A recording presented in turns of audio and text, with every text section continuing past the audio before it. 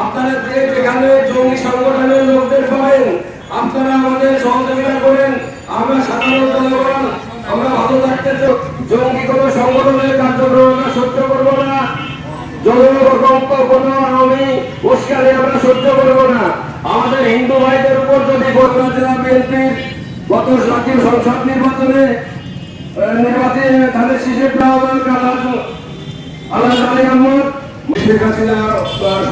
সরকার পতনের পর ভারতীয় মিডিয়া কিছুদিন চ্যানেল এই আমাদের বাংলাদেশের বিরুদ্ধে গুজব রটনা করছে, অপপ্রচার করছে, প্রপাগান্ডা করছে।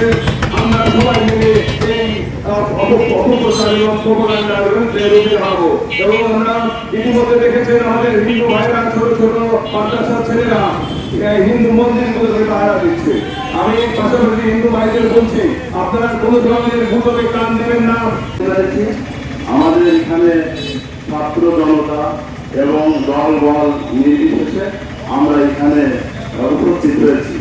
আমরা দেখতে পেয়েছি যে গত কয়েকদিনে আমাদের বাংলাদেশে অনেক পরিবর্তন হয়েছে, পজিটিভ পরিবর্তন হয়েছে, যেটা মানুষ স্বতঃস্ফূর্তভাবে গ্রহণ করেছে এবং এখন হাসি দেখা যাচ্ছে।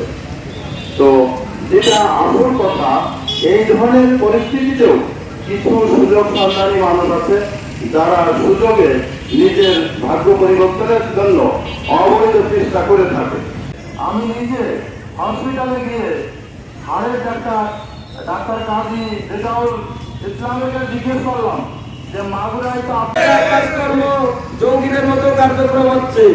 তো আমি মাগুরার সাংবাদিক, সাধারণ নাগরিক, প্রতিটা রাজনৈতিক সংগঠন সকল ভাইদের প্রতি অনুরোধ করবো আপনারা হিন্দুদের এই উস্কানি বন্ধ করেন। আপনারা প্রতিটা এলাকায় যান, তাদেরকে আশ্বস্ত করুন।